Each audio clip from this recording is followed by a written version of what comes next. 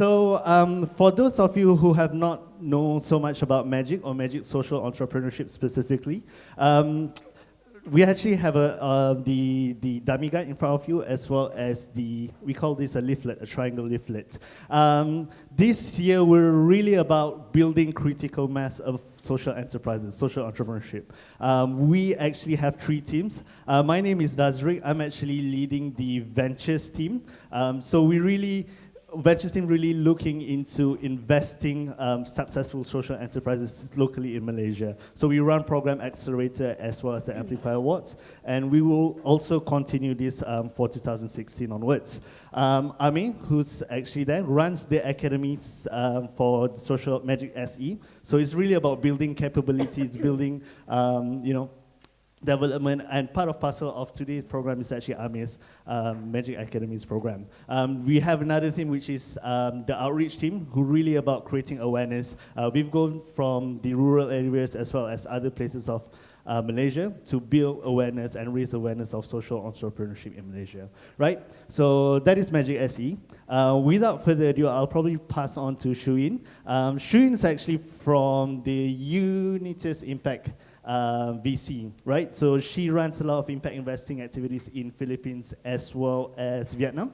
And literally she's identified and supporting a lot of scalable social businesses, specifically for the working poor, if I'm not mistaken. Absolutely, yeah. So she has a lot of experience in strategy, growth, as well as, if I'm not mistaken, organizational design previously. So she was a management consultant, actually. Yep. So yeah, go for it, Shuyin. Thank you. Thanks, Daz. Well, it's my pleasure to be here today, and welcome to the first social entrepreneurship track ever.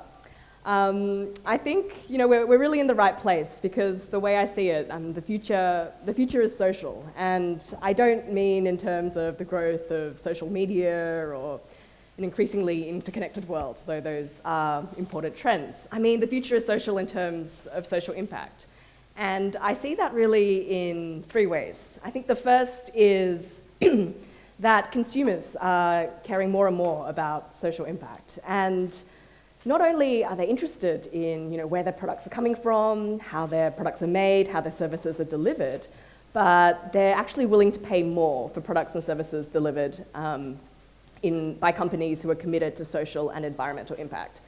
And a recent Nielsen study, so Nielsen, the large market research firm, found that over half of consumers are willing to actually pay more for products and services from companies which are committed to impact. And I think that's a really interesting trend. So here, 2/3 of consumers say that they're willing to pay more, and that's the highest level globally. So I think it's a really interesting trend which we're all kind of living and breathing here today. The second point is that I think investors are more and more interested in social impact. And yeah, this whole idea of impact investing, which I'm going to talk a little bit about today, is really taking off globally. And the father of impact investing in the UK, Sir Ronald Cohen, I think he expresses it really well. He said that in the 19th century, it was all about return. So everyone just focused on pure financial return. It was simple. In the 20th century, they laid on that dimension of risk, so the idea of risk-adjusted return, and maybe sacrificing some pure financial return when you layer in the elements of country risk, political risk, all of these ideas. The 21st century, after all of the financial crises and some of the turmoil that we've went through, is now around impact. I mean, people are increasingly looking at not just risk-adjusted financial returns, but how the companies that they invest in create social impact. And even some of the biggest names in the business, so JP Morgan, Credit Suisse, they're all starting up kind of impact investing initiatives to plow money into social businesses, or at least kind of ESG, like environmental funds, these type of things. And that's an interesting trend as well. And I think the final thing is people want to work in impact. So I think people say Generation X and Generation Y, we're the me generation, we're so selfish, et cetera, et cetera. And maybe that's true, but I think one interesting aspect of that is that a lot of people these days, they want a job with meaning. So it's not purely about kind of financial incentives.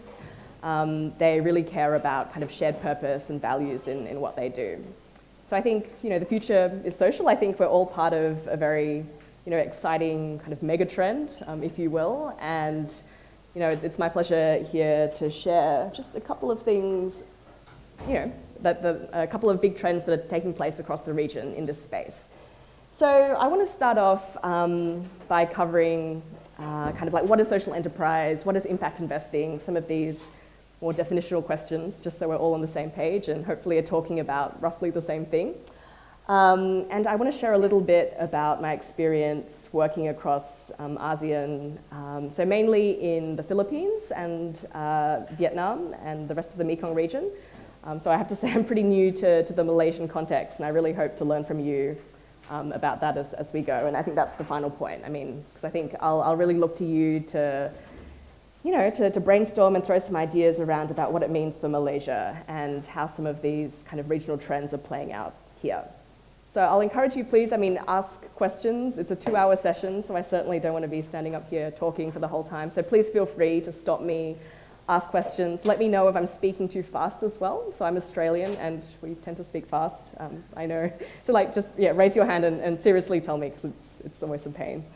Before we jump into the presentation, I'd like to introduce myself a bit. It's probably a story you've heard before. So I'm one of those management consultants and investment bankers who've turned into the development space. So I started my career at Bain & Company in Sydney. It was a very exciting, fast-paced, glamorous life, if you will, but often questioned what the meaning of it all was.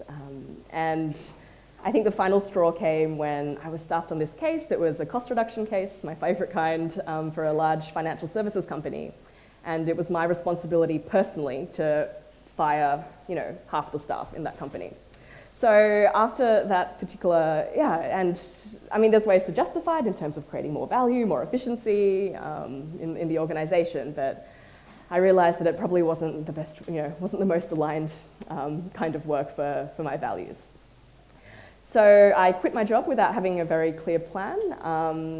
I moved to India, where I started doing some development consulting work and eventually made the transition into impact investing. So I've been in the space for the last 3 years, living in Vietnam.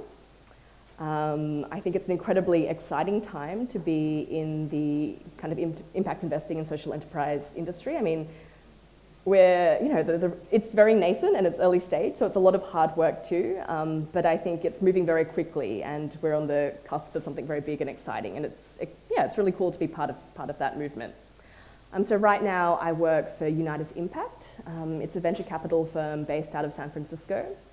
And since 2011, Unitas has been investing in businesses which improve the livelihoods of the working poor across Southeast Asia as well as India. And I'll share a little bit more about us later. So what is a social enterprise? 101. Does anyone want to volunteer ideas, especially for the social entrepreneurs in the room? I mean, when people ask you, what do you do? What is a social enterprise? How do you describe it to them?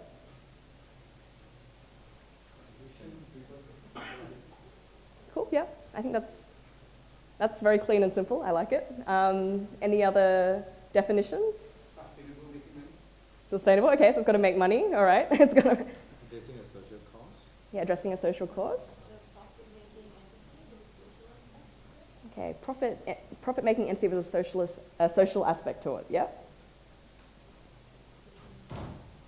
Cool. No, I think, I think they're all described social enterprises, but what you will notice is that there's a huge kind of variety of definitions out there, and here are a couple from some of the leading kind of social entrepreneurship organizations in the space. And I think it's worth kind of like dwelling on a couple of these, so let me read them out. So the first one, Social Enterprise Alliance from the US. It says social enterprises are businesses whose primary purpose is the common good. They use methods and disciplines of business and the power of the marketplace to advance their social, environmental, and human justice agendas. So I think there's that whole kind of mission-driven, the primary purpose is the common good. I think common good, I'm not sure, that also requires definition, right? What is the common good? But that's another question. But there's that idea of using the disciplines of business and kind of market-driven forces to make a social, environmental, human justice impact. So that's one. I think Ashoka, I think many of you might have heard of them. They're basically a network of social entrepreneurs globally. So the way they define it, or they define social entrepreneurs, are individuals with innovative solutions to society's most pressing social problems. They are ambitious and persistent, tackling major social issues and offering new ideas for wide-scale change. So I think that's interesting. They bring in this idea of innovation. So they have to be innovative. And they also have to create kind of wide-scale change. You've got to be ambitious, thinking big. This is just one interpretation. I'm not saying this is the one.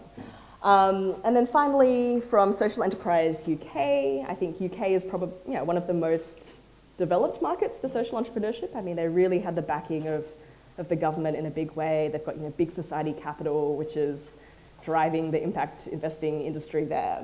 And the way they think about it is a social enterprise is a business that trades for a social and/or environmental purpose. I mean, it will have a clear sense of its social mission, which means it will know what difference it's trying to make, who it aims to help, and how it plans to do it. It will bring in most or all of its income through selling goods and services, and it will also have clear rules about what it does with its profits, reinvesting these to further the social mission. So here, so there's kind of three themes again. So one is social environmental purpose. The second one is making money and being kind of self-sustaining. And the third idea that it introduces is about reinvesting these profits back into the business. So you can see that even amongst these organizations, there's quite a few different perspectives about what's in and what's out. And as an investor, I don't really care so much about all of these nuances. I think for me, I keep it really simple. It's a business with a social or environmental purpose. And that's clean. That's the way I describe it. Because I think it comes down to that mission, that impact-driven enterprises. People say, hey, what about if we started a factory and it created 10,000 jobs in a rural area? And say we even treated the factory workers well, we gave them health insurance, we organised childcare for their kids. I mean, is that a good thing? Absolutely. But is that a social business or a social enterprise? Probably not, because their mission was not around looking or creating impact and looking into this community and seeing how they could make a difference, but was rather around, okay, so how can we produce TVs or electronics or whatever they were trying to make? So I think that whole impact-driven, mission-driven aspect of it is super important to a social business. Where I am kind of much more flexible is on the whole reinvestment of profits. So I think some laws in some countries require that to be a social enterprise. You have to invest, sometimes like 80% or 50%, whatever, a certain amount of your profit back into the business.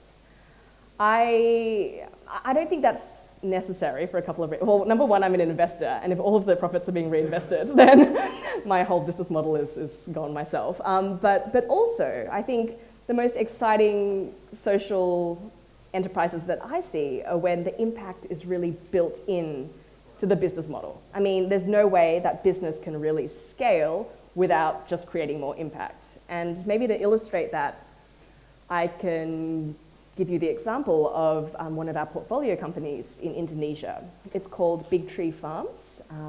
It's the first organically certified coconut sweetener company in the world. And it's really exciting. I mean, it works with 7,000 farmers right now and helps them get organic certification. It helps get them access to quality inputs and as well as trading, which improves their yield. And it buys the coconuts, turns them into kind of organic coconut syrup, coconut sugar, and so forth, and sells them through kind of high-end retail channels in the US and Europe, so like Whole Foods and some of these big guys. And this company, I mean, they want to become the biggest organic coconut sweetener company in the world. And the only way they can do that is by scaling up their model and impacting more farmers. I mean, and for me, that's kind of a nice, a nice model where, better kind of business outcomes, more scale, better results, also translates into more profit in the ground, provided that you don't kind of change your model along the way and somehow take more money from the farmers. But at its core, I think that the model is really, has impact as its core, which I find exciting, and I see it in most of the businesses that we invest in. Okay, so I love this slide and I hate this slide as well. It's pretty confusing and it's a bit theoretical. But I think one of the reasons why we have so much trouble defining social enterprise is because it's really a spectrum, right? And I think that the lines, especially the edges, are pretty blurry into what's in and what's out. So I think this is one quite helpful way of visualizing it. So let me explain what it's all about. So on the left-hand side, you have organizations whose primary focus is on creating social value. So that starts with kind of charities on the far left. And on the right-hand side, you've got organizations whose primary driver is to create financial value, so the traditional business. And you've got everything in between, which is where social enterprises largely fit in.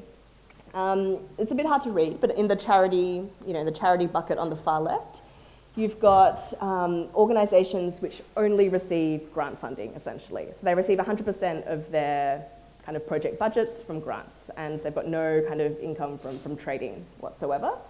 And then you've also got organizations receive maybe like a small proportion of their income from trading activities. These could be consulting services, these could be selling, some products made by some of the beneficiaries. So it could be, maybe an orphanage and the kids create kind of artworks which they sell. It's a one revenue stream certainly, but it's not going to drive the business. Then we've got what most people kind of define as the social enterprise, and there's many different models here. So there's some which could be sustainable. They're kind of generating a lot of income from trading, but maybe, might not be break even yet. There's those which are break even and have got a sustainable, completely financially sustainable business model. And then there's those who are actually making a profit and then reinvesting all of their profits back into the business. Then there's this bucket which is a bit ambiguous. It's like the socially driven business. I still think of these businesses as social enterprises. Some people don't. And they're the profit distributing models. So that's basically saying that you can take the profit and you distribute it to your shareholders, your owners, and so forth. For me, I think that's okay. At least distributing kind of some proportion of the profit, because I think you need to incentivize people to build great businesses too. And social entrepreneurs also have to live. I hardly need to make that case. So I think having very strict laws around how much can be distributed sometimes isn't helpful, I feel. And then you've got, traditional business on the right. So you've got, companies with like CSR activities. They might produce a CSR report. They might even do like triple bottom line reporting in terms of their environmental commitments, standards, and so forth. You've got some companies which are allocating a set percentage of their profits to charity. It's actually becoming a bigger trend. So in India, they passed a law where every company had to donate 2% of its profits to charity, which is really, that's the first law in the world. I thought that was fascinating. It's for companies over a certain kind of revenue and profit level, but I think that's a really interesting like government-led initiative to make a difference. So that was one interesting innovation in the Indian market, and then you've got the kind of purely profit-driven companies on the far right. So that's the whole spectrum of businesses. So as I said, I think social enterprise is probably like the blue and the orange ones in the middle for me. How does that translate into the whole funding and investing landscape? Have you guys heard of venture philanthropy before? Is that something that has come up? Does anyone? And then there's also impact investing, which I'm sure is another term which people like to throw around. Does anyone have an idea, like, how do people think about venture philanthropy versus impact investing? Yep, I think that's one. So venture philanthropy doesn't expect returns. Any other ideas? Financial returns, yeah, of course. Social business. Social business. Which one? So venture philanthropy is focused on social business. Okay. Like the one in Bangladesh. Okay. Okay, all right, so social businesses. And you're saying venture philanthropists would invest in those type of companies. All right. Anyone? Okay, so yeah, it's pretty confusing, and I'm not sure whether all of these definitions are really helpful, but the way I see it is, so venture philanthropy is probably like the broader bucket. To me, venture philanthropy is kind of more engaged philanthropy. So it's not grant making, because in the past people used to give grants and maybe receive one annual report at the end of the year, and that's the way they like look at their kind of grant or their investment. I think there's been a big rise in people wanting more accountability in the way that their donations are spent, looking for more efficiency and professionalism in the way it's spent. And I think that's kind of what venture philanthropy came about. It's kind of engaged philanthropy. It's making sometimes grants, I think sometimes also kind of investments, more traditional investments into organizations, but with a strategic approach in mind. They really want to see change larger than just that organization they're giving to. And yeah, they want to transform, the entire education system in a particular country or agriculture in this particular region, whatever the case might be. But basically it's grant making or investment making with more strategic and specific targeted goals in mind.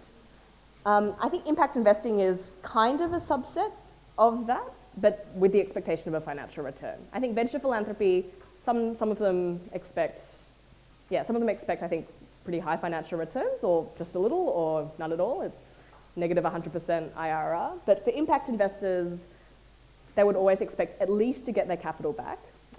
Sometimes they do these like revolving loan schemes and things like this. But some impact investors are actually targeting commercial rates of return. And that you can argue about whether that's okay or not, but I mean, some of them are, trying to compete with traditional VCs. And I think, in fact, Unitas Impact is one of them. We're trying to show that impact investment can be just as profitable without sacrificing any of the focus on impact. Any questions about these concepts, ideas? Clear as mud? Okay. So just briefly wanted to introduce Unitas Impact and what we do. So the story of Unitas is we actually came out of, we're part of this big family of companies, actually. So Unitas Impact is just one. And the first Unitas company was Unitas Labs in India. And basically they were an accelerator for microfinance institutions in India. And that started back in 2000, I think, so it's been around for quite a while. And then, so not only did we accelerate a bit like MaGIC, so we accelerated them and then we also invested in them. So we created Unitas Equity Fund, which was one of the first impact investors for MFIs, also in India. I think over time, the Unitas team realized that kind of MFIs was only one piece of the puzzle, and increasingly, I mean, the whole value of MFIs and whether, what social problem they're solving has been kind of come into question. We decided to broaden our focus and also look into kind of social enterprise, social business. So at that time, we founded Unitas Capital, which has since grown to become the largest investment bank for social enterprises. So it's basically like a regular investment bank, but only dealing on impact-focused transactions. And to date, it's raised more than $1 billion of debt and equity for social enterprises in the region. This is perhaps one of the newest members of the Unitas Impact family. So as you can tell, most of the activities have been in India so far. And the India market is getting super competitive right now, quite saturated. So they were looking for kind of new frontier, pioneer markets to really invest in, and Southeast Asia was the natural choice. And you see that happening a lot. I mean, many impact funds who have traditionally invested mainly in India are now moving into the Southeast Asia region, and I think it's creating a lot of opportunity and a lot of potential for shared learnings between these two regions. So we are a newly raised fund, so it says here that we're raising a $40 million livelihood impact fund to invest in 15 to 18 livelihood companies over the next few years. So the good news is that we've actually just closed that fund. We've received all of the commitments and we're entering into the active investment phase for the fund. It's a 10-year fund, but we plan to deploy our investments over the next 3 years so we can ideally see an exit by the time the fund is up. So what do we invest in? So we invest in scalable companies that increase the incomes and improve the livelihoods of the working poor. So we're a livelihood impact fund. That's what we're all about. We don't necessarily only look at companies which target the real poorest of the poor, right? And there's some impact investors and foundations which do that, and that's absolutely needed. I think because of the financial returns that we're seeking, quite honestly, often business models targeting really the poorest of the poor probably wouldn't make that financial hurdle that we need. So I think we're looking kind of at that large, lower middle income people. I mean, people who've got a roof over their heads, who have maybe even got a stable job, but are still looking to enter that kind of comfortable middle class level. So I think that's a huge market. Our tagline is kind of livelihoods for the next 4 billion, because it's really this emerging middle class, which is like kind of powering the growth in Asia. I think what's interesting, or kind of our investment thesis is focused on market linkages. And I think one thing we've noticed is that the market linkages are often broken in this part of the world, and the people who suffer from that most are, in fact, the working poor. And you can see that in so many different ways. So for example, like wastage and spoilage rates in produce, so agricultural produce, value chains in Southeast Asia and South Asia are 6 times that of USA. And that's just a huge value lost for no particularly good reason. Yes, that's true, but there's ways around that, and I think some of our companies are doing really interesting things there. Then the other thing, like last mile distribution. I mean, again, because infrastructure is poor, companies and consumers find it hard to access essential products in remote villages, rural areas, and so forth. And that's a problem both for the consumers as well as the companies who are trying to get the products out there. So I think what we invest in is we invest in companies tackling these kind of market linkage, last mile distribution challenges, and we don't see these low income consumers or low income people as just consumers for products, right? I think there's many people who are just trying to create products, and this is fine. I mean, it's possible. It's absolutely possible to develop a great business around this as well, to develop products or services which they can sell to the poor. That can happen, but it's also about integrating people into supply chains, which can be a really interesting and financially effective play. Our focus is on India, Southeast Asia. We plan to allocate about 70% of the fund to Southeast Asia, 30% to India. We see Indonesia, Vietnam, Philippines as the markets where there is that kind of mass of people that we're really trying to improve the livelihoods of. Malaysia hasn't been a focus. I think it's, we put it into kind of the too developed basket. I'm not sure, for better or for worse. And that's not to say that there's there's social problems here. Of course there are. But I think, and we're always open to the 1% possibility. So if any of you has some amazing idea that they want to talk to us about, we'd love to hear it. So the bottom 40% of Malaysian poor are in prison. The second one, the working poor. Okay. The metric the government using is on the bottom 20% of G20, but right. in actual sense, the bottom 40% are in prison. So the inequality is becoming it's wider. Really a lot of poor in the urban area. The poverty level in Malaysia context. They do agree 30% of the population sign up for the green. The green is a social funded by the government, so it's a lot of poor people in Malaysia. So. Yes, I agree. It's hard to, where do you prioritize, right, if we want to solve the world's problems. But but I am serious. I mean, if you do feel that there's, any of you are working on a business which has a positive impact on the livelihoods of the working poor, be happy to hear about it. I guess good to know. Our ticket size is $500,000 to $2 million US dollars. So it's, I guess, much or a bit past the ideation startup stage, but really looking at kind of the growth and scale up part of the piece. I'll just touch on some of our portfolio companies to give you a bit of a flavor. Won't go into all of them. Let me talk about MobiV, the one in the center. So this is a company which was started in Vietnam. I think it's really exciting. So what they've done is they've partnered with kind of mainly MNCs who are producing in Southeast Asia. So basically operating factories in Southeast Asia. And we're thinking like, wait, you said we don't invest in factories. We don't invest in factories. What we do is MobiV is a company which partners with these multinational brands to sign up some of their employees onto this platform. And through this platform, they're enabled, or they can get 0% credit line to buy essential goods and services against their future income from these employers.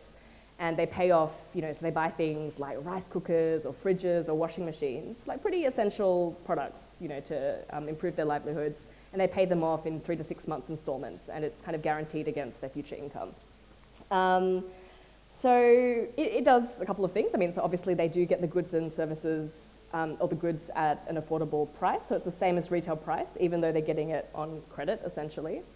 And it also helps them build up a credit history so that at some point they can be integrated into the formal banking sector. So I think this whole theme of like financial inclusion is becoming pretty big. So it's like, by showing that they can pay back, or that they can be committed or relied upon to pay back in installments, this is enabling them to develop a credit history for the first time.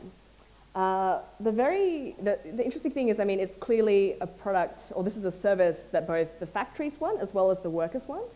This slide's a bit old. It says 70,000 low-income workers that they've reached. The number is, over the last 6 months, they've grown that to 150,000 in 12 countries in Southeast Asia. So it's a win-win for the factory workers, it's a win for the factories who see their retention levels, their staff retention levels increasing, higher levels of employee engagement, and it's a win for the distributors and retailers as well, who've got a new way to get their products out to kind of these harder to reach places. MobiV is basically like the retailer, so they get a margin on the goods sold. So it's, cool. Then let me tell you about Calibre, just to give you another sense of what we invest in. Calibre is out of the Philippines. The social problem, or the problem that they noticed there, was that there's many people who don't have kind of formal qualifications. They might not have gone to college, or they might have gone to some college which isn't kind of like a top-tier college, very well recognized. But they have the right kind of attitude and basic skills, which should enable them to get them a job in, say, the call center industry, which is huge in the Philippines, as you guys would know, maybe the service industry, things like this. And at the same time, employers are crying out for more talent. They're struggling to fill these positions, or really having an efficient way to go through all of these kind of CVs and applications. So what Calibre has done is it's developed a proprietary skills assessment system, really, which enables employers to create these kind of like skills tests as a kind of a pre-screen before accepting potential job seekers into their kind of interview and recruitment process. So they can test for things like, do you have the skills to become like a customer service agent or a waiter or whatever the case might be. The list goes on, and they've developed about 36 of these different kind of skills assessment modules. Job seekers love it because it's finally a way that they can show that they have some skills without going and getting a degree, which is not really possible for many of them. And employers love it because it allows them to save a huge amount of time and money on the whole HR process, right? So screening thousands of CVs, not really, and they all look pretty much the same because there's no good paper qualifications from any of these people. So you might be wondering, how is this not just like a JobStreet or a Seek.com or one of these big kind of just job matching? How is this a social enterprise or at all? I think what's interesting is if you look at the people who have been successfully found jobs on the platform. So you see here, 92% of them were kind of unemployed, so they weren't able to actually get a foothold into the formal employment sector before Calibre came along. And 75% of the 75% of the people who found a job didn't have a college degree or any kind of tertiary qualification. So this isn't, really targeting kind of professionals or, that kind of, or even necessarily like white collar, that kind of skill set or people. It's targeting people, the low income people who United Impact is really looking to serve. But yeah, I won't spend too much time on these because they're all on our website and I'm sure you can read about that. So I want to now move on and share a little bit about kind of some of the trends that I see across the region. So when I say ASEAN, it's really mainly, so Vietnam, so Mekong plus Philippines, Indonesia. That's kind of where I had the most experience and feel most comfortable talking about. But I think there's a couple of common themes, which are quite interesting. So if we step back to 2009, or kind of about 5 years ago, nobody knew, basically nobody knew what social entrepreneurship is. And I think, I'm guessing the same was here in Malaysia as well, maybe even up till more recently. In Vietnam, where I live, there wasn't even a word for social entrepreneurship until about 2010. There was no way you could even communicate this concept without using lots and lots of sentences and many words. So it was, so obviously there was just, nobody knew. Social entrepreneur, I'm sure you still get those looks, right? When you say, oh, I'm a social entrepreneur, people are like, what? Explain that. But definitely in 2009 to 2011, that was the kind of picture across most of ASEAN. And there were a few kind of local incubators in some countries, and I think, so there was the Centre for Social Initiatives Promotion in Vietnam, you had Change Fusion in Thailand, and there were often just a couple of really committed individuals who had been inspired by the global social entrepreneurship movement, and they were trying to raise awareness, support fledgling social entrepreneurs, and kind of get started. One of the challenges is that many of them didn't necessarily come from, say, kind of a startup or entrepreneurship background. So I think they were kind of very interested in the social side and the power of social entrepreneurship to solve social problems, but sometimes had trouble kind of really melding the two and didn't have kind of the resources and professional teams behind them to really drive a movement, if you will. Impact investors, gosh, there was really no one around at that time, I would say. There was maybe some interest from impact investors out of the US or Europe, but they very rarely had kind of on-the-ground presence or, could really justify having teams in country looking at deals. They would send people on scouting visits just to see, what's going on, get a sense of the ecosystem and landscape, but, hadn't really kind of committed to the region, per se. And the last kind of, 3 years or so have been a really interesting time for the space. So I myself joined the space in 2012, and it was really cool because I felt a lot of dynamism and energy, and I feel there's been just a huge shift in where we are today versus where we were in 2012. I used to work actually for another impact investor, LGT Venture Philanthropy, and at that time we were working on something really, really exciting. It was an accelerator program. So firstly, how many investors usually start up accelerator programs? Not many, but I think one of the challenges that we were facing back then at LGTVP was this lack of investable, scalable enterprises to invest in. So we could either sit around and wait for the ecosystem to develop or really do something about that and get involved in the whole kind of ecosystem building, marketplace building aspect, which we're lucky to have the resources to do that. Essentially, LGTVP is kind of the impact investing arm of the royal family of Liechtenstein. It's a bit random, I know, but that's the way it is. And that family is extremely committed to impact investing and social enterprise. And we can afford to be a bit more, philanthropic, in what we do. The backbone is, it's the royal family of Liechtenstein. So it's a tiny country between Austria and Switzerland. Yes, I think. Yeah, so that's one of the tiniest countries in the world, but an incredibly wealthy royal family who also own and operate the largest privately owned private bank in Europe. So they're, I think that, and they wanted to use essentially their knowledge and skills and connections in mainstream finance and apply it to social issues.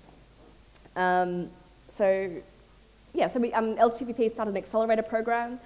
What was different about that is we thought, so basically, we wanted to create more pipeline for ourselves, but also to show that you can develop, but also to encourage kind of more early stage investing, acceleration, incubation work in the region. And the way we thought we would show that is by going really deep into a few selected social enterprises and really trying to turn them into success stories.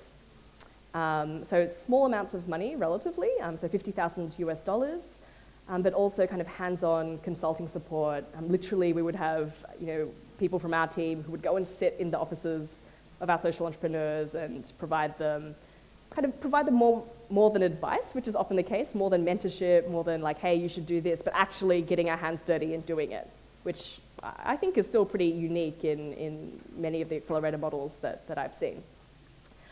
And that was I think that was a success. I mean, we're really happy with the way our accelerators performed. 2/3 of them went on to raise follow-on funding, which I guess is one of the big tests of any accelerator, and I think certainly better than the 1 in 10 which the conventional VC industry expects in their accelerators. I'm sure the returns for that one could be much higher, but yeah, we're really proud of our 2/3 going on to raise funding, and all of the enterprises that we've supported or that LGTVP supported, I'm no longer wearing that hat, are sustainable today and are still in business, which is cool.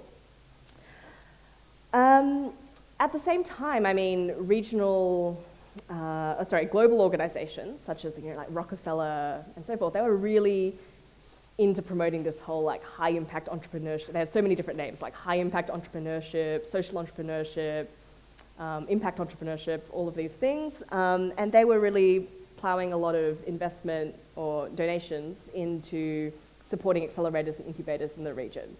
And and you really saw, I mean, all of these incubators, accelerators sprouting up in so many of the countries where we were active in. Local investors were beginning to get involved, because previously it'd been driven primarily by people out of the US, out of Europe, even out of, say, Singapore, but now there were local funds focusing only on that specific, on one particular country, which obviously, can drive a lot more traction and kind of real dollar, deals being made and and money being deployed, because the region is so diverse. So I think taking like kind of a pan-Southeast Asian approach can often get quite confusing and tricky for any investor to manage. So I think having local investors really looking to invest in specific social problems that they related to was quite powerful. And then, all these acronyms, so AVPN, the Asia Venture Philanthropy Network, IIX, Impact Investment Exchange, Andy, Jin, so all of these organizations holding more conferences, bringing people together, and even in these simple ways, trying to build a community and an ecosystem of entrepreneurs. And the final trend, which is a bit different, is that even the conventional like tech startup scene, I think in Southeast Asia was pretty like small until quite recently. It's only in the last 3 years, 5 years maybe, that it's really taken off. And one of the sad things is that often the tech startup scene is quite distant from the social entrepreneurship scene. And as Amir says, we want to mainstream social entrepreneurship. And I think that's really, that's important, because I think that whole ecosystem that the tech scene creates is vibrant, it's energizing, it gets investors excited, and what I think is cool is there's a lot of enterprises who come up through the regular kind of like tech startup path who actually are having strong social impact. And I think that's where, in fact, we found a lot of our investments at Unitas Impact. It's not by necessarily attending like AVPN, Asia Venture Philanthropy Network conference, but instead by attending some demo day or some hackathon or something like that, which is, which people would like, oh, but why were they're not working on social problems. But now they increasingly are, I think, especially in this part of the world. Okay, yeah, sorry, I know you probably can't read much of this, but this basically just is to show how far we've come today. I mean, looking back 5 years when there were basically, just a handful of investors, now there's so many active in the region. So basically it shows the different impact investors from idea formation stage through startup growth, scaling, and maturity. And then the size of funding roughly, which would be required at each stage. So starting from kind of just small tickets of $10,000 all the way up to tens of millions.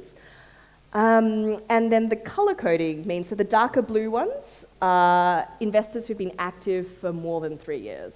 So I guess who've been around since the very beginning. And then the light blue ones are all of the newer entrants.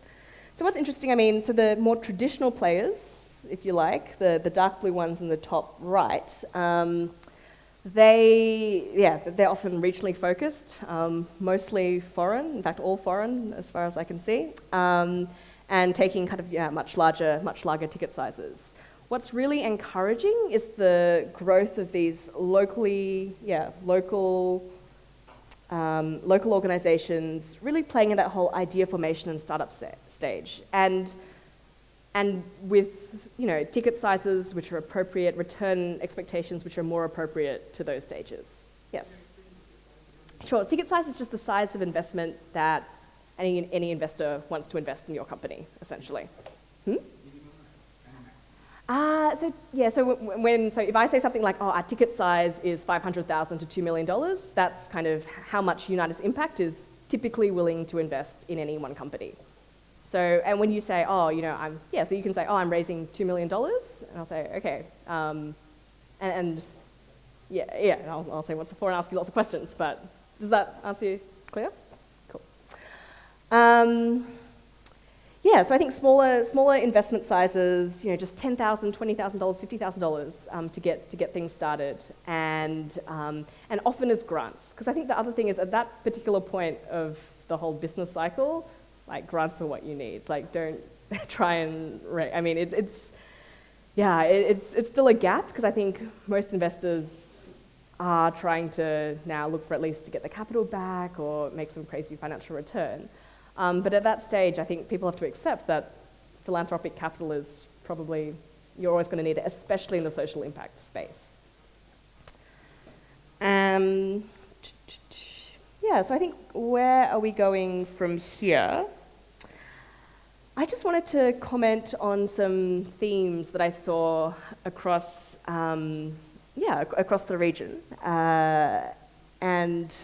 These are by no means kind of comprehensive or the defining force of where things are heading. These are just things that I've noticed, and maybe it's because I'm wearing a particular lens and looking for certain things, but here they are, for better or for worse.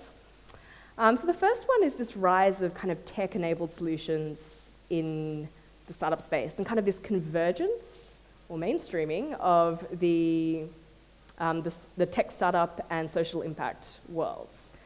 And as I said before, I mean, previously those two spaces were quite separate. I mean, people saw themselves either as a social entrepreneur or just a tech entrepreneur, but never really both. And I think that's beginning to change. Maybe it's because tech has been so prevalent in our lives now that it's taken for granted. Everything has to be tech. Yeah, it's like for us, it's like, what? Well, I think, it's true, because I mean, in some ways, like tech is just a tool, right? And everything is kind of tech in a way. Tech is just something that you use to create certain values, certain ends. But I think but still, I mean, I don't think it's been applied as much to the social space as until now. And I really felt that. I was in the Philippines recently, and I was at a conventional kind of tech conference. It's called like Geeks on a Beach, which is hilarious. But anyway, and what amazed me was that out of the top kind of 10 startups pitching there, or the best in the country, I'd say about 50 or like more than half of them were actually social. I mean, they might not call themselves social entrepreneurs, and that's another thing entirely, but were they, creating social value, environmental value, and did they actually set out to solve a social and environmental problem? Sometimes actually yes, but they were just, they just found the tech startup scene kind of more conducive and just more developed to really get their start, get their start in the world. So and for me, I used to be a complete technophobe. I still don't even own a Mac, which is pretty embarrassing as an investor. And I'm always horrified when I go into co-working spaces and everyone's judging me for my lack of tech savviness. But tech is just a tool, and I think everything. I mean, ag tech, ed tech, health tech, fintech. So tech applied to all of these sectors, which we as social entrepreneurs and investors kind of care about a lot. I mean, that's happening. I mean, there's so many exciting models coming up, and that really excites me because not only can they really scale and have massive impact, but they can also generate kind of good financial returns. And I'll say some more about some of these companies on the slide because I think they've got pretty interesting models. But the second theme, financial inclusion. I mean, wow, I mean, I didn't, it only struck me recently, I mean, how much of this region is unbanked. So in Philippines, about 70% of people are unbanked. Vietnam, it's a similar amount. Indonesia, I think it's 60%. Here in Malaysia, I'm guessing it's like lower, but I think still maybe like 30-40% of people still aren't part of the formal banking sector. And that's spawning all kinds of interesting models to, say, make remittances easier. I mean, that's a big deal in the Philippines. I mean, so remittances basically accounts for I think 20%, one-fifth of their GDP. So people essentially like sending money home, that's 1/5 of the GDP. That's huge. And how do we make that process kind of easier for people? There's a lot around kind of helping people develop credit history without necessarily opening a bank account. So how can we use, say, like, your telco, your like top up of phone credits or your social media to generate a credit history for you. And then the final theme is around last mile distribution. So I've touched on this before. I mean, the supply chain or distribution chain is incredibly fragmented, I think, in this part of the world. And I was reading an interesting study lately which said that I think 98% of retail grocery sales in India are through kind of just like the mum and pop shop, like mum and pop stores, like the tiny stores. And I think we have them in all of our countries. So there's like the sari stores in the Philippines. There's the equivalent in like Vietnam and Indonesia. And I think even here in Malaysia, there's these like tiny, just not very professional, like let's just open a little store, right, for our neighborhood to sell just basic products. But a huge amount of retail is being pushed through these channels, which is, again, causing lots of inefficiencies. I mean, the people who are running these stores aren't necessarily the most professional business people. They don't know about inventory management, sales and marketing, product placement, any of these things, which is, I mean, and why would we expect them to necessarily? And it's also causing a massive headache for distributors and consumer goods companies because they have no information about what's really going on at this last mile. Which of our brands are selling well? When do we have a stock out? Which of our retailers are the best performing? No idea. It's this huge gap in information. So these are kind of three themes that I see kind of again and again at all these pitching competitions and conferences that I've been going to, and they're all kind of intertwined, as you see, and overlapping. There's a lot of crossover between these spaces.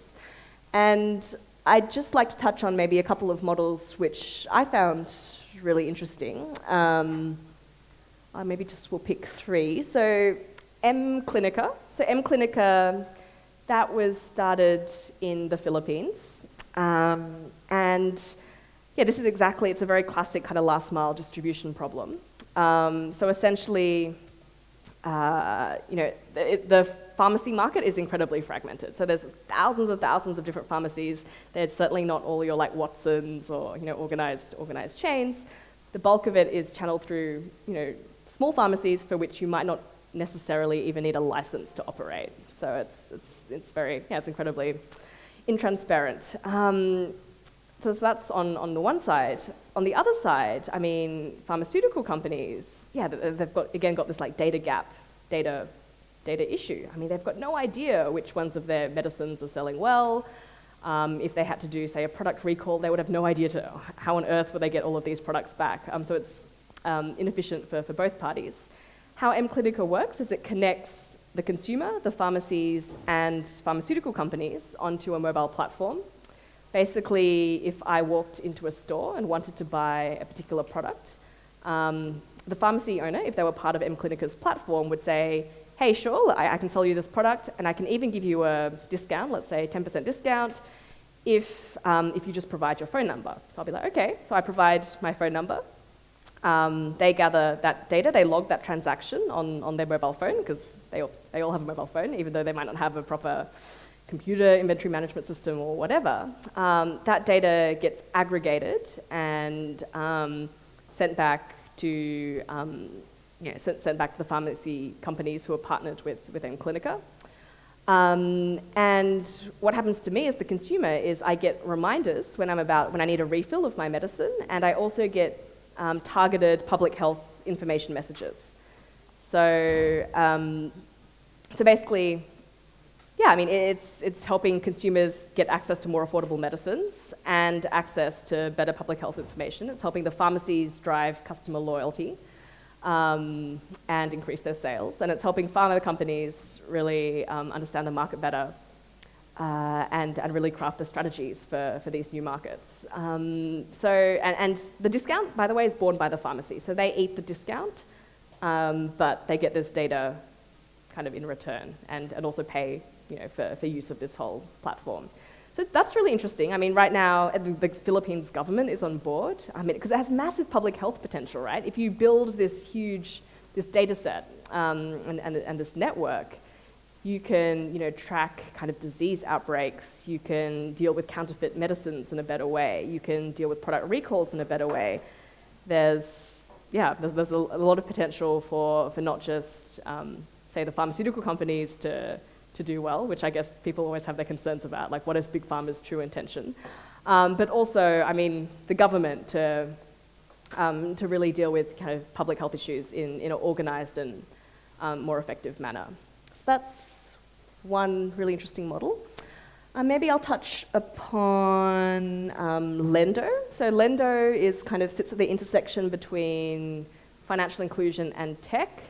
So basically what they're doing is they're tackling that whole credit history issue, which I was talking about before, and because so many people have a Facebook account, but don't have a bank account, and they notice this, and basically they're I think they're pretty much there. They've developed an algorithm which, churns out a credit score based on your social media presence and activity. And now they're selling that as kind of a service to MFIs, telcos, anyone, like many different people, anyone who would have an interest, even some like job platforms, in fact, who would want kind of that basic kind of pre-screen verification of kind of a customer's creditworthiness or a job seeker's potential creditworthiness. So that's, I'm not a tech person, as I said before, so I couldn't tell you the details of how that works, but I think that's a really interesting model that's being developed right now. Let me just touch on one more, maybe Ayana. Oh, yeah, sorry, it's very Philippines heavy. Okay, no Ayana, Topica. So Topica is a really interesting organization in the edtech space, coming out of Vietnam again. So they've got kind of two main business lines. The first is around affordable online education, so actual like degree programs. So what they've done is they've partnered with leading universities, accredited universities in each of these countries, in Vietnam, and they're also expanding into the Philippines and Indonesia, and offer kind of professional, high-quality online content and a degree for a fraction of the price of kind of a physical university. And these are often taken by people who are working full-time anyway, so don't have the option to really, or would find it harder to go to a physical university. I think right now they've got 20,000 students, and maybe I think several hundred of those have already graduated. And it's, yeah, I mean, and a lot of these students are from rural areas, and certainly from that kind of lower income target group that we're looking at. Their second stream is a bit of a cash cow in a way. It's English education, and they basically partner, or they match teachers living, native English speakers living in the US, Australia, wherever, with people on the ground, and connect them using their kind of online platform for kind of small class interactions. So yeah, I mean, that's a really interesting model, solving an educational problem. Their aspiration is to become the leading online education company in Southeast Asia. And I think why I like them is because they're one of the few Vietnamese companies who's really thinking regionally and really thinking big, and actually has taken concrete steps to move beyond the Vietnamese market. And yeah, well, I mean, there's so many, could go on all day, but I won't, but yeah, feel free to ask me about any of these models. They're all ones that I'm pretty excited about in the session, after the session. All right, so that's on the whole kind of like what's happening in social business. As for impact investing, yeah, I think we're almost at a tipping point. There's really just so many different players in the ecosystem now. You saw that slide a couple back with like all of those different boxes. I mean, so there's so many different people playing in the space, and even mainstream like donor organizations are on board. So there's so many like USAID, the Australian Aid Agency, the Canadian Aid Agency, all of them are starting these kind of like innovation funds and challenge funds. And I'm not sure whether you see that here in Malaysia, but a lot of aid they're creating these funds to tackle specific social problems, be it a lot of around agriculture, a lot are around health. Yeah, and it's interesting. I mean, so these are often like matching grants. So they're not really investments because it's aid money, right? So they can't make investments. But yeah, they're kind of matching grants in all of these super impactful areas. So that's one exciting thing.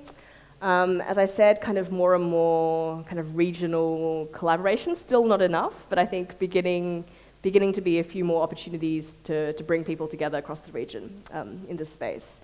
And government support, of course. I mean, I think MaGIC is one example, but across the region, in Thailand especially, I mean, where they've created the Thai Social Enterprise Office to really turbocharge the social entrepreneurship movement there.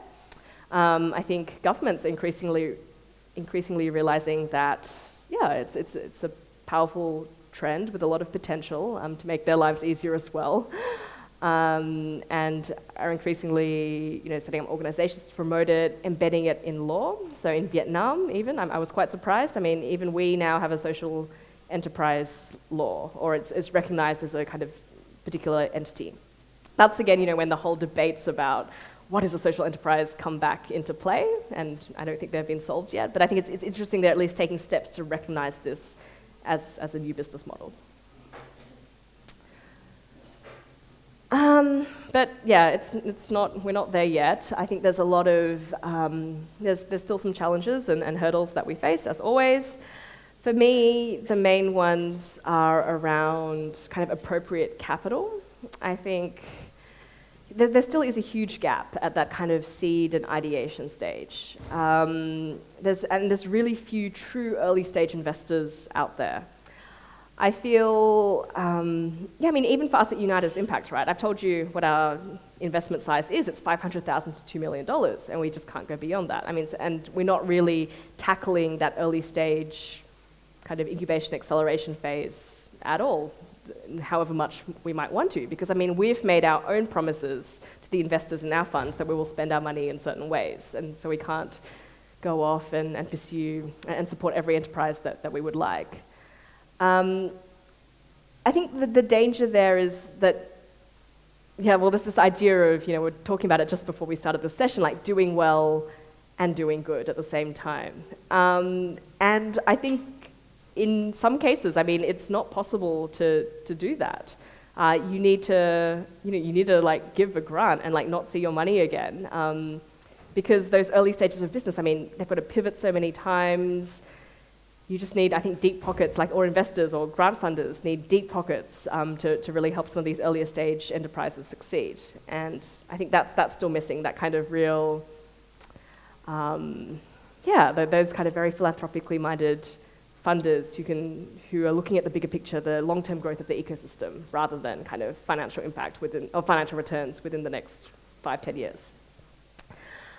Talent, I think this is a common theme you hear just again and again. It's like, how do we build, a top quality management team? And it's not just, it's beyond the founder. So I think often there's one really inspirational founder with a great background and a lot of expertise, but when it comes to hiring their COO and their CFO and their sales director, that's when they're just like, wow, it's so hard. And obviously the salaries, not obviously, but often the salaries in the space are just much lower than working even for a tech startup, say, a conventional tech startup.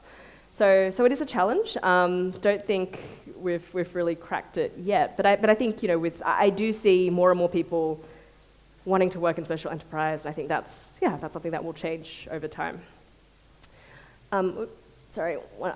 Finally, success stories.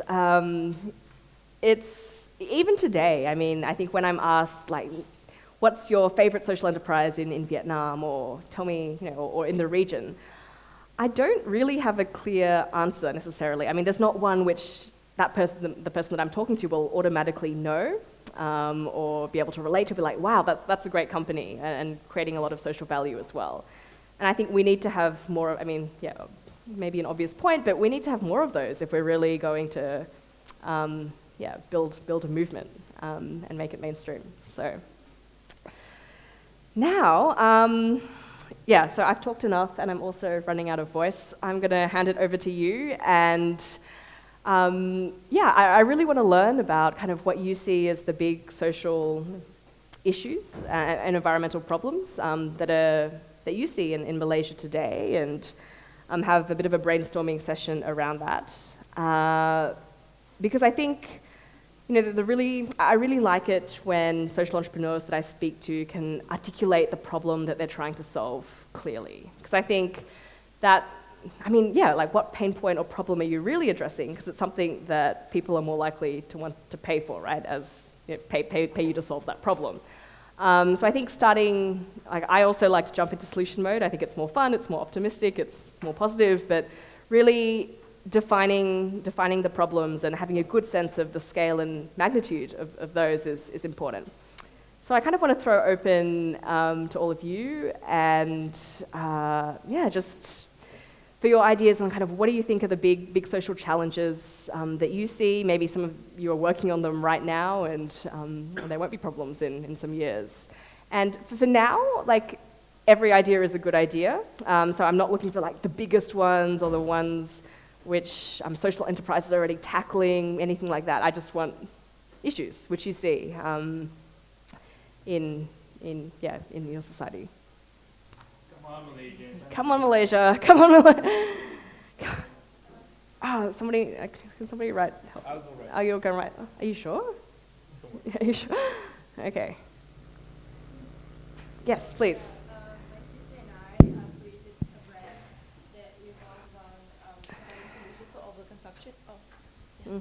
So my sister and I, we created a brand that provides solution for overconsumption.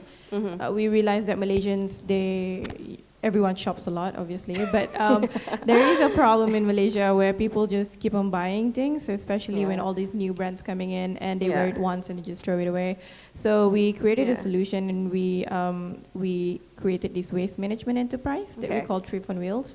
And what we do is that we've created a mobile thrift store that goes around, and at the same time, the things that are not in good condition, we upcycle them. And for this upcycling part, we actually hire refugees and orphans who are actually, provided sewing skills. So the upcycling part. So, thank you. Yeah, we're focusing on the problems. I'd love to hear more about your solution after this. But so overconsumption and just kind of this consumerist culture. Yeah. Got it. Okay. One of the not so famous, well, actually it's quite famous now. One of the issues is that how do we deal with this, the beggar problem of like whether kids or not, where the social aspect of it. Right. Security, right? How do we protect kids from being kidnapped and used as, Okay. Okay. So. because there's a lot of beggars in Malaysia. I mean, we are very generous, but there's no Right. So this guarantee is of, charity. like beggars, orphans, gangs, more everything. Validating the charity with it. That is like scam. Okay. Cool. Seems like there's two problems. So first is just like the actual beggars on the streets and how do we deal with that problem. But then also, you're saying about how do we know there's all these charities out there. Who do we know how to trust? Who do we know how to give to? Or how do we know how to, as consumers, how do we know where to allocate our funds in a way that makes a difference? Yeah. Okay.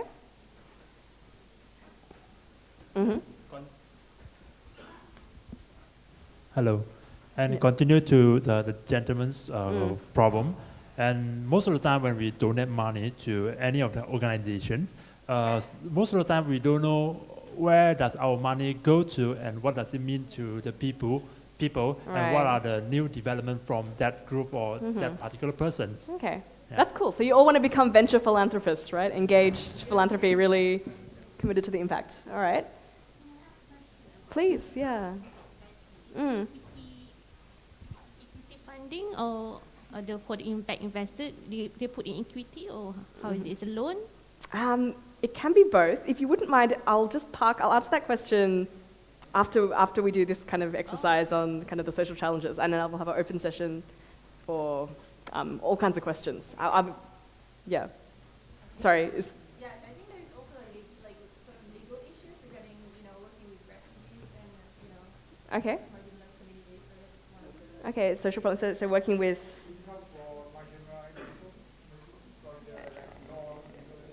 Okay.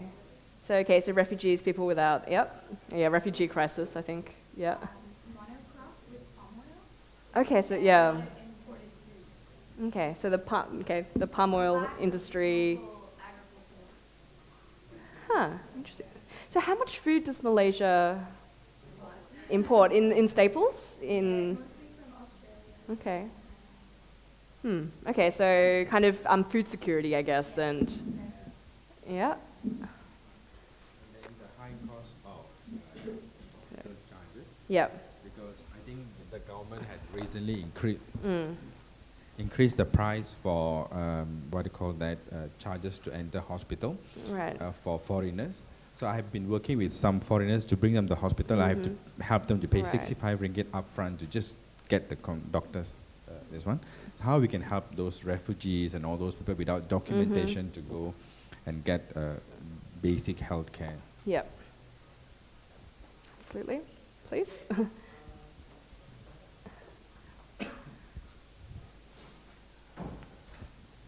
Okay, some of you may or may not know this, but we are the most obese nation in Southeast Asia.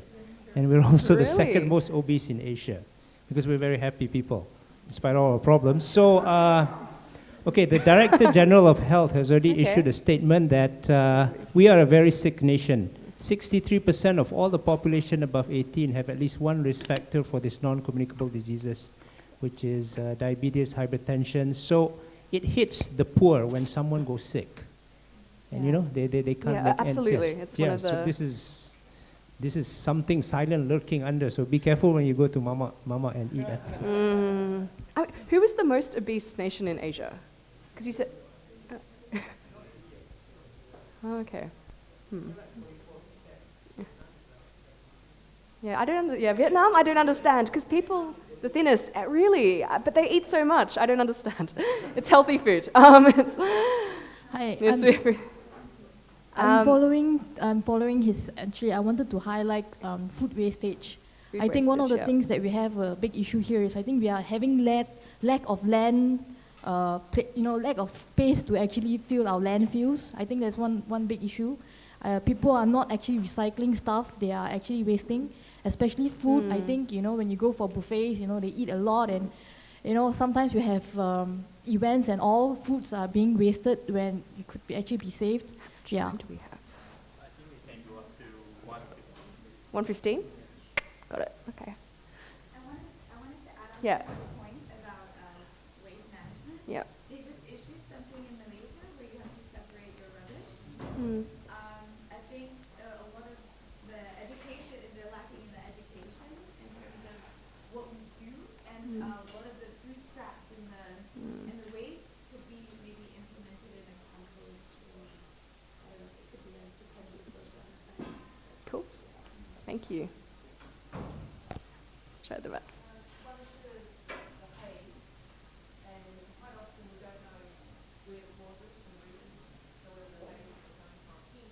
Haze, yep. So pollution, haze, yep. Yes, huge problem across the region. Malaysia is now having this dengue epidemic. Dengue, okay. Right. Yeah, it's absolutely. Kids are not reading. Kids don't like to read, okay. It Yeah. is. Yeah. And another issues that are occurring right now is the unemployment in Malaysia itself, especially for the youth. Mm. And there is currently 400,000 youth who doesn't have any job Doesn't show. in Malaysia. Is jobless. Mm. Yeah.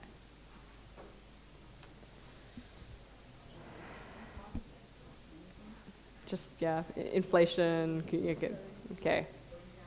Yeah, just.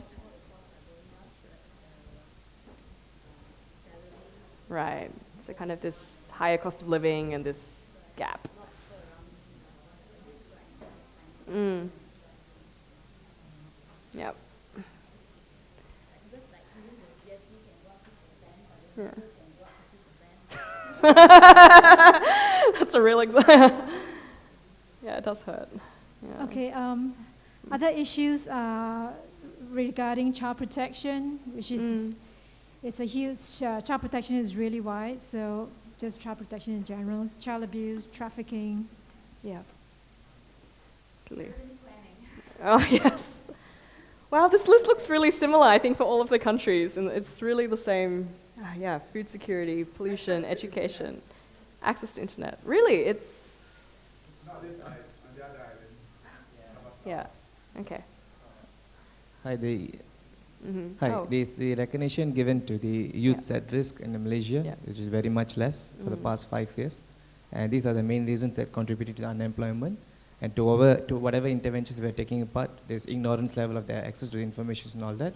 And proceeding to any policy making, it is not reaching to this category as they are mutating by being, they're supposed to be the assets, but they're becoming liabilities, where we are spending much on detention centers and also in rehabilitation centers. So this is costing us a lot of the development costs. Thank you. Can I just put this off? This is the biggest one. Okay. Corruption. Okay, put it up there. So a lot of what you call undocumented foreigners in Malaysia, and they don't go for any health checks and all that. Right. Disease. Right. So they had seen the diseases that never seen in Malaysia coming back again, or it is health issue and they should not take on diseases, communicable diseases. Right. Because of the foreigners. Because of, yeah. And then in Malaysia, generally we lack of in terms of better access to the, I mean everything. If you go to like holiday or something, then you feel like, oh, you say it's a 5-star, but I don't think it's I mean the service is not up to the bar. I think because of, we rely on foreigners. If we work, then we don't like things like we take it for granted. And if foreigners do wrong, then we say, oh, It's totally wrong. okay. Yeah, I think Malaysians is just like unemployment are high because they don't feel they can give service that is a good service to the public. Right. Right. Hello. Yeah. Sorry. From the back. Okay. Hi. Yeah. Okay. Malaysia, I think, is going to have a huge problem because we have a huge 40% of our population is very young, 0 to 18, and we have an aging population. We also have low birth rates. Birth rates are going down. People are getting married at a much older age. I think many countries are facing the same problem. Yep. So it's going to impact on employment. And of course, the state of childcare is very poor. There's only 4% of our children who are out of 2.9 million children below age of 4 in childcare. So who's caring for the children of Malaysia is a huge problem. Childcare, I guess. Childcare somewhere. Child protector. Okay. One more. So many problems. Okay. Sorry. I was like, oh God. Sorry. She might not want to come to Malaysia. Yeah, so many problems. Financial literacy and intelligence among the youth. Sure. Because among all those bankruptcy, they mostly came from the credit card. Among those statistics, a lot of them came from between 18 to 30. Yep.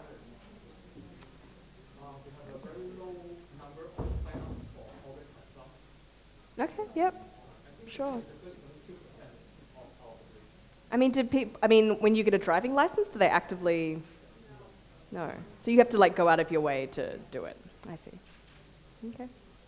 Malaysians love this session. Complain. Okay, we're all out of problems. Okay, good. No more problems. Speak now, or. Urban and rural divide. Okay, sure. That's. Human rights. All right. Okay. Stop. Enough. Okay. So we've done that. I think where I want to go next is, I mean, so this is like, wow, and a pretty, well, it's a list of problems which hopefully inspires you to go out and start tackling some of these, right? And addressing them, because I think there's some pretty big issues here. But where do you begin? And I think more specifically, I mean, where do you begin if you want to apply a social enterprise model to these problems? Because clearly not all of them could or should be tackled by social entrepreneurship. I mean, I think, there's some things like, we're talking about like disaster relief, for example. Like disaster relief it's probably going to be quite tricky for you to develop a financially sustainable model around it, right? Because by nature it's so unpredictable, and the people who you would be serving in that case are, so in need, they're displaced. So it's unlikely that you'd be able to create a social entrepreneurship model around it.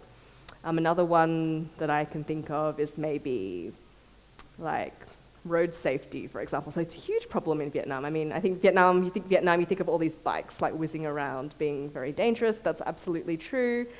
But, if you want to do things like encourage kind of safer driving behavior, people to wear helmets, that's more of a kind of government policy advocacy effort, right? Rather than social entrepreneurship, which is not to say that it's not an important issue to be addressed. And I think that's the same probably with some of these here. To break it up a bit and to talk to some of the people around you, I can't get the consultant out of me. I have to apologize. So here's kind of a framework that I'd encourage you to think about some of these issues and how to prioritize them. So I think the bottom one is what I was talking about just then. So does this problem, I mean, how likely is it that we're able to solve it using a more business-oriented approach? I mean, is there kind of lost economic opportunity which you can really capture there for both the social enterprise and as well as some of the beneficiaries? And, another aspect is, can you create products and services which are affordable and accessible to low-income consumers? Or, in some cases like the M-Clinica model, are there other actors in the value chain who are willing to pay? So in that case, like Big Pharma was willing to pay, right? It was willing to give discounts and make medicines more affordable for people at the bottom of the pyramid because they had this kind of critical information gap in their system. That's one kind of axis. The other one is kind of the magnitude of the problem. There's a couple of aspects. One is just like how many people are affected. I mean, is it something which affects like most Malaysians or just kind of a very small portion? And it's not to say that those which are smaller from a scale perspective, we shouldn't be tackling them too. Because there's the other aspect of, how serious is the impact? How deep is the impact? How pressing is it? Is it something which is causing, which is like more like a mild annoyance, or is really like causing it's a real pain point for people? And then the last one, I mean, is it a challenge across the region? Is there something that we can see really scaling up to impact people not just in Malaysia, but in neighboring countries across ASEAN. And again, I mean, this is just one way of kind of coming to a couple of problems which, you know, can be tackled effectively using a social enterprise model. It's not to say that anyone kind of falling even, you know, small kind of challenges for a small group of people which require, say, more a charity-based approach. That's not to say that they're not important too, they just require a different approach. And I think that's all I'm trying to illustrate there. I don't know how this will work, but I'd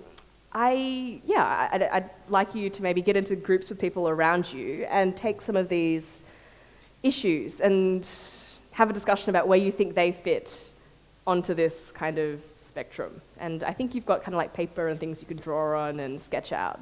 Does that make sense? Do people have questions about how I'm using this framework or what it means? Or do you already you already know what you want to work on in your heart, and this is not going to change any of that? I think that's one option. The other option we can do is you can just throw questions at me, ask me anything. And I'm thinking, in fact, given the time, that might be the more efficient approach, right? And we can save this for another day, because I think, well, hopefully it's got some ideas flowing. I first want to answer your question, though, about kind of loans or equity. So I think answer is it depends. I mean, so different investors have different financial instruments that they use. I think Unitas Impact, so my fund, we typically only do equity or convertible debt with a plan to convert that debt into equity pretty quickly.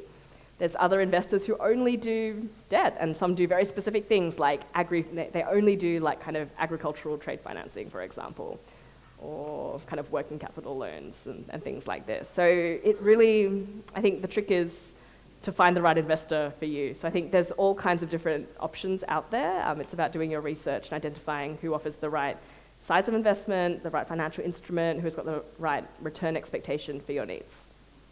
Can you give me like a rough guide on their equity ratio? Mm-hmm. How much that with, because I have no idea. Yeah, I hate this question because it's so hard to answer. Yeah, people always ask, you know, typically how much equity does Unitas take? I mean, we've got things ranging down from 2% to 20%. Well, but it depends. I mean, like, for how much? At what stage of the company? What's your? I mean, it's really hard to say. Because we don't invest in, say, ideation or seed companies, when it's kind of clearer. Because I think in many incubators and accelerators, it's clear. We're going to take 10% of your company, but basically all you have is your idea, maybe a business plan, sometimes not even. And I think that's clearer. If you're investing more at the growth stage, we've invested in companies which are making, you know, just $100,000 of revenue to $50 million of revenue. Obviously, the valuation of these companies is like nothing like the same. And it's really hard to talk of averages, and I don't. I think what's more useful to think about is like, how are you going to value your company, right? So forget how much does the investor want to take, or it's what's the best way, you know, what kind of comparables can I use, what other relevant transactions have there been in the space, how am I going to value a company, and you go out to the investor and say, this is the value of my company, this is how much I'm going to raise, therefore you get 15%. Which is hard, because I think valuations, that's another whole topic again. And I think you've got some more sessions on kind of more the finance and fundraising on Friday. But I'm happy to talk more about it. I think there's no simple answer. You gotta keep like, if you give too much too early, then yeah, absolutely. Your control is eroding. Yeah. So it's like, but I have no idea like how much to give in the initial fund so that I can have more to give in the second. I think there's just so many I don't think I can give you a simple answer, but I can say, I mean, think about, so I absolutely agree. You don't want to dilute yourself too early. That's just bad news, and I think every investor in later rounds will view that with suspicion, because I mean, they want to know that you're very committed to the company and are sufficiently incentivized to do so. What I will say is, think about the value that any potential, if you're really at such an early stage of a company, like where you don't even have, say, a product, like a minimum viable product, then that's hard, right? So you're obviously not going to have a clear valuation. It's just almost impossible.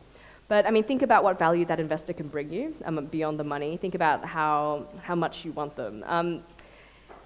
It's honestly about how well you can kind of negotiate, bargain, kind of make a case, and especially at that very early stage of investment. And honestly, I mean, that's not where I've typically been more of kind of a growth stage investor, so I think their valuations are still tricky, but there's often some kind of like rough triangulation points we use to come up with a valuation, which is based on, you know, like a financial model and some kind of plans. I know obviously the ideation stage, there might not be any of that. Questions? Anything at all? Oh, so many. So all the time. Yeah, it's very interesting because I think, yeah, because it's certainly not a science, right? I mean, it's not like there's a clear kind of facts and even necessarily very clear logic you can lay on the table. I think each side lays it down as best they can. I think, wow, I've been sometimes, you know, like tens of millions of dollars apart on valuation and will never come to pass. I think valuation is just one point. I mean, there's other ways, you know, there's other terms that you can negotiate, which can help you kind of bridge that gap on valuation. It could be kind of more seats on the board, or more voting rights. It could be a discount in future rounds of fundraising. It could be all kinds of different things. But yeah, sometimes you're just too far apart in valuation.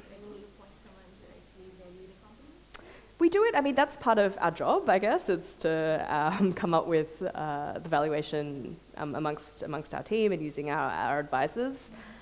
So no, I mean, we do it kind of in-house. Yeah. So there's no independent valuer, I mean, like for the startup companies? Not in these scenarios. Middle, I wouldn't say. I mean, no, typically it's the entrepreneur comes up with one idea and I mean, the entrepreneur comes up with a valuation independently, the investor comes up with a valuation, compare notes and come up with, and we go from there. But I guess independent, I mean, you've got things like, you know, like the book value of the company, but I mean, these are, like, that doesn't mean anything in these cases, right? Yes? From your experience throughout so many years, how often or how many percentage of the companies, of SE companies, actually got their financial reports transparent? And good question. Posted online, wow, that's all the way. How many social... Because typically Southeast Asia cultures, they are more conservative and don't want people to see their backside. Very honestly, I'm not even sure whether I know a single company who's posted their financials online. How many have transparent financials? Below 10%, I would say. This is not just social entrepreneurs, honestly. This is just an issue that we see. And I think for... you know, various tax reasons and so forth. I mean, there could be multiple accounting systems. It's all a bit complex, right? And, you know, in the beginning, I came with a different mindset, and I was like, wow, this is, you know, they must be doing shady things. It's really terrible. But then I realized it was just part of, in some ways, of the business culture and had to accept some degree of that. I mean, I think more and more of the, say, more professional social enterprises that I know are beginning to have, like, audited financial statements, which I think that's pretty much as good as you can get by reputable auditors. But yeah, it's still less than 10%. I think that's a big way you can impress an investor if you have like financial statements which are in order, a good financial model, all of these kind of things. Cool. Well, I know I'm the last thing standing between you and lunch, so I might let you get to lunch. One last question? No? After this, you have to wait until next year.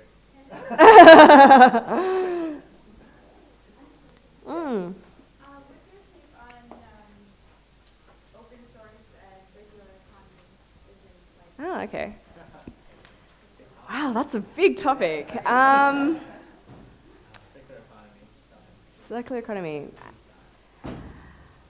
I think I mean, it has incredible potential. I mean, to seed, because I think so many exciting ideas that I've seen have been only due to the generosity of the open source, of open source technology. So I think it's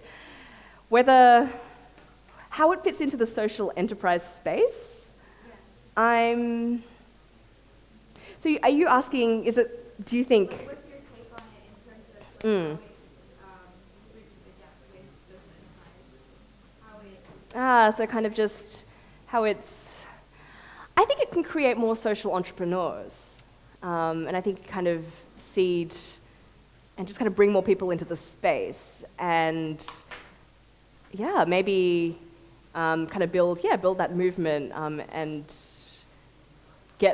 build awareness of this whole thing that we're trying to create. So I think it's definitely it's a positive for the system. But I think the whole idea, is premised on letting everyone free for all, right? Letting everyone take it. So I think it's a great enabler. Maybe that's the way it's a great enabler. It's a great enabler. I think that's simple answer. One more question. Okay. We're talking about big things now, right? Big concept. Yes. How familiar with Islamic banking? I know a little bit about it. Okay, so because to me it's like for your impact investments side, right? I see a lot of parallels with true Islamic banking, not the Maybank Islamic banking per se. Okay. True Islamic banking in the biggest, the fundamental aspect of it is sharing the risks with the person doing the business. So impact investing, I think there's a big opportunity for like a subset of impact investing is Islamic banking. And there's a lot of like people with money in the Middle East, who, even like Muslim countries that wants to invest, but there's limited, restricted areas to invest because the financial services is actually not Islamic because of the riba.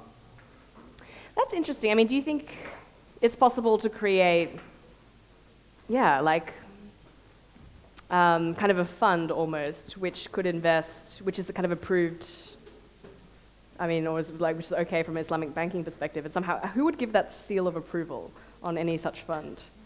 Nobody, because there's you just have to make it transparent. Make it transparent. So if you can, do you think that'll be successful in raising a lot of capital? I think it would. That's a good business idea. You should do it. You should. No, I think it's a great idea. I think it's. I'm not a huge expert on Islamic banking, but I definitely do see how some of the principles are quite aligned, and it's. I think for me, always looking to bring more capital and funds into the space and creative ways to do it. I mean, this definitely seems like. Because versus banks is like, you guys are more willing to take the risk than banks. Okay, no, would love to talk more about that because it's. I'd love to. Yeah, I'd love to. I don't think I'm well qualified enough on Islamic banking to really. Me neither. Okay, well. Sorry guys, time's up.